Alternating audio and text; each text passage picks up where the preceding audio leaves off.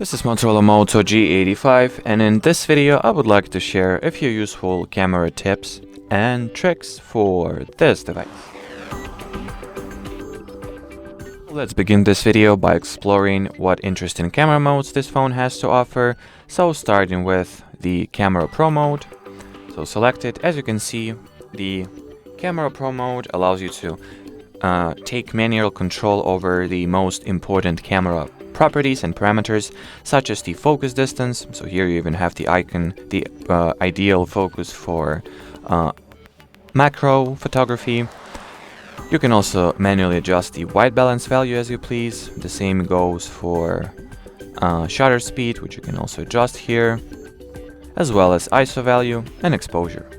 So if you would like to get as much manual control over the photos you shoot as this phone can possibly give it to you, the Camera Pro mode is a way to go.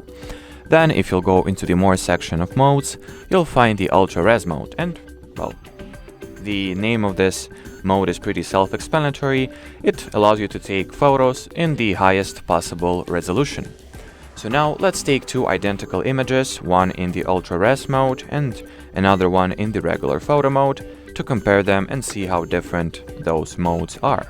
So this one is a regular photo, and that's how far I can zoom in, and you can see the level of details that it has. The resolution of this photo is 3K by 4K, but when it comes to ultra resolution, it utilizes the 50 megapixels lens, and as you can see, you can already see the level of details that it retains is way higher. We can see all those little imperfections in the printing, because this logo is 3D printed. You can clearly see those. The structure, or how do I call this thing properly? It's not like the structure, it's rather like a pattern or something. Anyway, you can clearly see that the ultra resolution photo mode saves and preserves more details, and while the zoom in is also way further. And well, it's very easy to explain, since if we'll go into the photo specifications, you'll find here that the resolution of this picture is 2 times higher. It's 6K by 8K. Now, if you'll go into more section of modes once again, you'll find a very interesting photo booth mode, which allows you to use your selfie camera as the photo booth camera. And we all know what photo booths are. So as you can see, it automatically takes photo with a 3-second timer or 3-second delay in between those pictures. So you can go ahead and make the collage, or simply create a series of photos like you would in a photo booth. So a pretty useful and somewhat interesting built-in camera feature.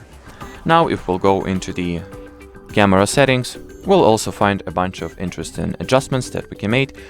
For example, the shot optimization, since the camera on this phone is pretty packed with an AI improvements and options, we might as well use them and try them out. So first is shot optimization, that allows you to enhance photos with automatic turning and AI scene detection.